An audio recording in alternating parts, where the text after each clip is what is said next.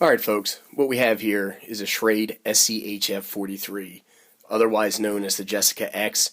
It is the brainchild of Chris Tanner from PreparedMind101. Why don't we do this? Everybody take a few seconds, go on, grab yourself a nice cold beverage, come on back, and then we're going to get started.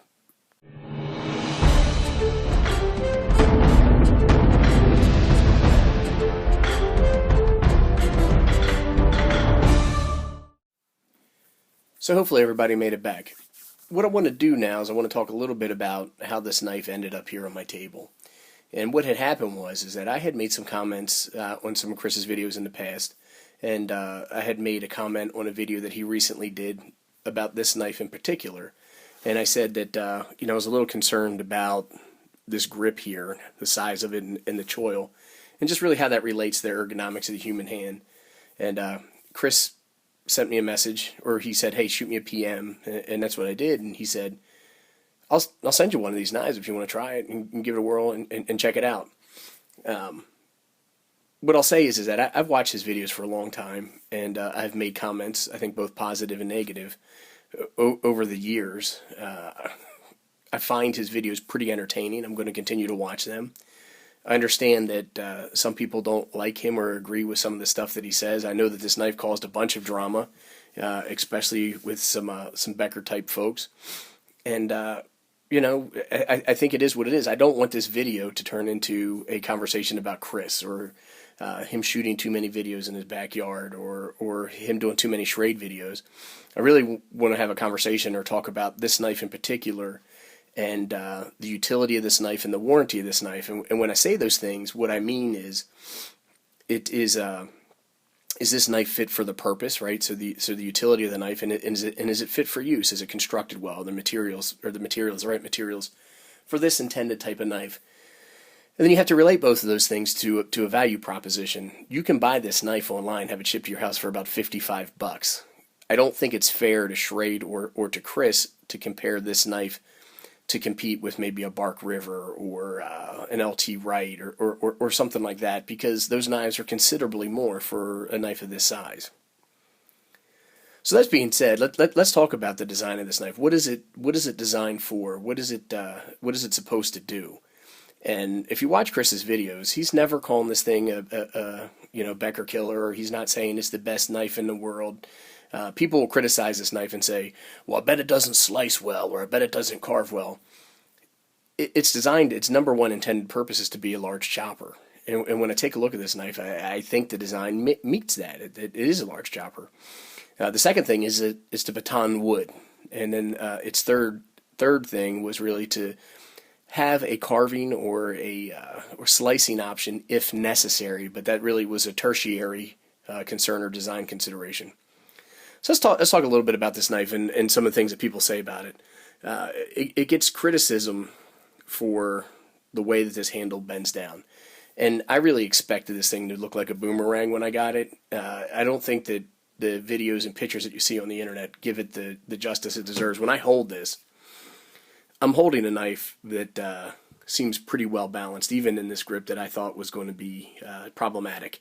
I'm not saying this grip is comfortable, but this knife feels pretty good in the hand. It doesn't feel like it's going to fall forward or fall out. It doesn't feel unwieldy. And I got to say, it's surprisingly comfortable, or it feels smaller than I guess it really is. So that being said, this has a 9-inch blade, and it has around an 8.5-inch handle. So that's a pretty good sized knife, and this is not the kind of knife that I typically buy. I'm probably more of what you would consider to be a traditionalist, and I like to have an axe, or a hatchet, I like to have a saw, and there goes the phone, sorry about that. And I like to have a belt knife.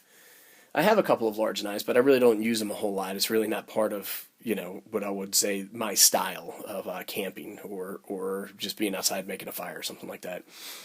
I am looking forward to going out there and giving this a couple of whacks on a couple pieces of wood and see what happens. There's some criticism about this hook here, and I think Chris said it was designed after a barong, and a lot of people say it hurts their pinky. And it feels really comfortable, but I have not used it yet, so I don't know. When I look at this knife, there's a couple of things from the design that give you a mechanical advantage when chopping wood. And that's what you have tools for. Tools give you a mechanical advantage.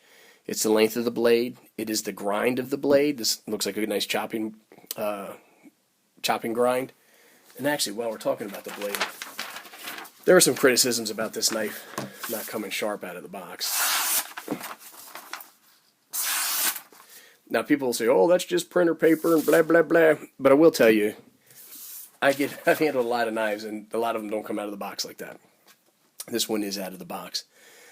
So anyhow, back to talking about the chopping and this brong hook that creates so much drama. You also get a mechanical advantage by the angle of this handle as it comes down. And then this portion here is really a non-slip. It's to help keep the knife in your hand.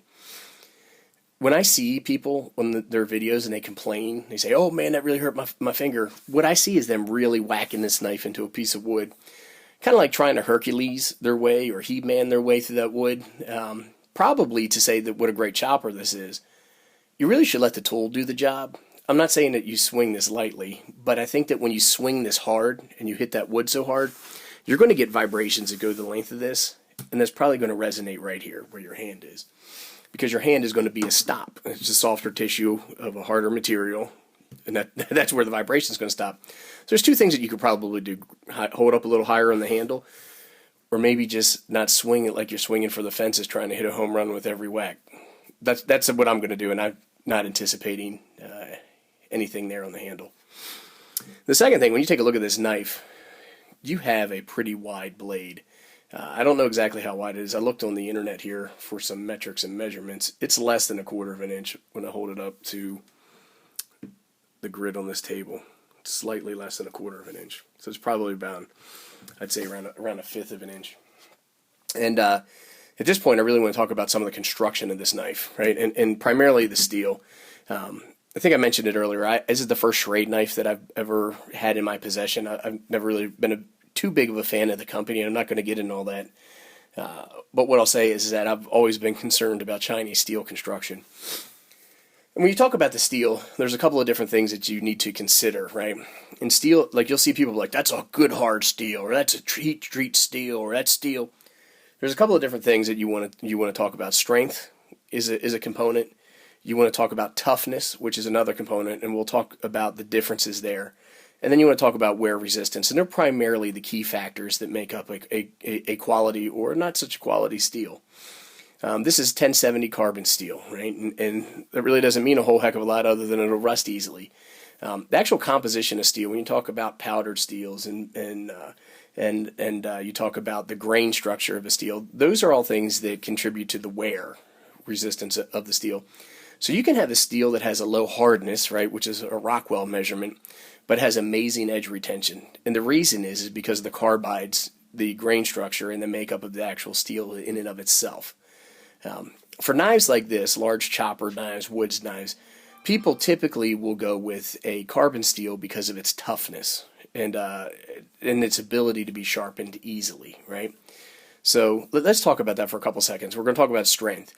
So strength really is the ability to a blade to withstand load, or a piece of steel to withstand load without deformation, right? And so when you hammer these things through a log and there's a knot in there and you see the blade bend, right? You see it bend like that.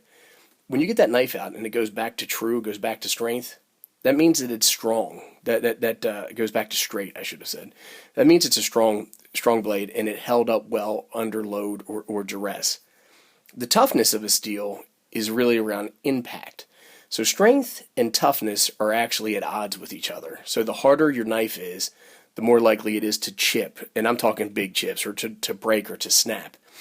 The softer it is, the more likely it is to bend, right? So you want to find a balance of a knife that has strength, right? So you can bend it and flex it, and you can tip and stick the tip in wood and pry it and all that. Those are strength tests. And then when you are chopping, that is a toughness test, right? Because you're hitting that wood and you want to make sure that your knife doesn't break or shatter. And then when you talk about edge resistance or edge retention or wear resistance, I haven't seen anybody do any type of test with this particular type of knife, because batoning and chopping really don't test abrasion qualities of the steel. You're really going to have to cut rope, or you're going to have to carve, or you're going to have to cut cardboard or something like that. those are all things that we're going to do. We're not going to do them in this video. I want to do a variety of tests with this knife. That being said, Chris never said if I had to return this knife or not, so I don't know what to do there, Chris. You can shoot me a message or you can reply and let me know. And then the other thing is that I'm woefully disappointed that this is not signed. I wanted to be able to say, hey, I have an exclusive. And I had to reshoot this a couple times, so I'm not really sure if I showed his logo on there. So I want to make sure I did that. So next thing, let's talk about the second position of this knife, right? The first position is the chopping position. I think we covered that in detail, and we talked a little bit about some of the construction qualities that will make that chopping ability important over time. This is the second position, and this is really for the batoning. And let me go ahead and refocus here. And a lot of people criticize this knife, and they're like, "That's never going to slice." Well, it's not designed to be a slicer, right? And because it's a batoning knife, not a slicing knife, this is a relatively low grind that's on here. It's not a high grind. It's not a hollow grind. It's not a high saber grind. It's what I would call a low saber grind, and it's almost like a Scandi grind, except for it has a smaller bevel down here, and that is to give this thing strength and rigidity. And I'm assuming that's from a batoning standpoint. And when you see videos on this knife, I think it's clear that it is a quality chopper and it's a quality batoner. The drama for me, and this is the comment that I made on Chris's page, is really around this grip here and being able to do kind of feather sticking or carving tasks, or to be able to use this tip to do a couple of different things. I don't really see this as being too problematic. It's actually quite comfortable. Now, I'm not using this. I'm not squeezing it hard, and I don't have this under tension.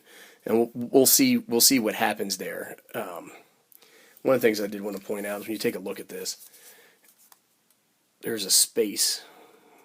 And I don't know if that's going to go in between there or not, but I can try to put this card in there. But there's a space here between the handle and the blade. And I expect to see those kind of things in a $50 knife. The fit and finish on this knife is decent. I wouldn't call it great. But these kind of things are where you can get festering in there. You get water in there. You can get grime or goop in there. And then you have a little bit of a problem or a little bit of an issue. But I got distracted. So when we come up in here, I think you can hold the knife here, and this is surprisingly balanced. It feels good in the hand. It doesn't feel like it's going to fall forward. I think that you're going to be able to use it to do carving just fine. Do I think that you're going to be able to carve, I don't know, wooden bowls and spoons out of it? Even though somebody did do that, I don't think that I can. But I think that this would be able to do all the camp type carving tasks that you would need to do. I think it'll make feather sticks. I think you'll be able to make notches. I think that you'd be able to make traps if you needed to. I think you could make a spear. You could probably make a multi-tine spear. I just see you being able to do all of that, which is not what I expected just based off of all the internet drama that I had heard around the knife. So there it is. I covered a couple of different things. I talked a little bit about some of the construction characteristics that I wanted to cover. Like I said, I'm going to do more videos where we're going to test it in a few varieties. I mean, we are going to do some chopping, we're going to do some batoning, we're going to do some tip tests, and then we're going to do some carving tests. And I would like to do more tests around the carving and finer use tasks, knowing that that's the upper extremes of what this thing was designed for, and that's really where the knife gets the most criticism. So I probably just said a lot here. I do want to say once again, thank you very much to Chris. Very generous of him to send this out. I hopefully I do some quality videos here that everybody likes. All right, quickly, I wanted to go over this. I almost forgot the sheath that comes with this. It's made out of a nylon, and it feels like a relatively decent nylon. The sheath is meant to be carried baldric style, and I think this goes into one of the things why I didn't expect to be having a knife like this around is I've never carried a knife baldric style. It just doesn't seem like something I would normally do. The weight of this knife isn't prohibitive to doing that. It actually felt pretty comfortable. That being said, I usually carry belt knives, but I don't see this being a belt knife. It does come with this leg strap if you're carrying baldric style. One of the things I did want to point out is that the straps themselves feel like a very low grade nylon. I probably would replace that with something a little bit better, a little bit more sturdy. And then when I take a look at, and again, $55 knife, you have to have your expectations realistically set. When I take a look at this, also these squares, these should probably be D-rings, and this plastic here feels kind of cheap, kind of shitty. But But other than that, this does feel like a pretty quality sheath. You know, given a $55 knife, I would probably, like I said, look to replace these and put a different strap one here. Other than that, I don't really see a big problem with it. This is for right-handed carry, and I'm a lefty, so that's a little bit of an issue for me as well.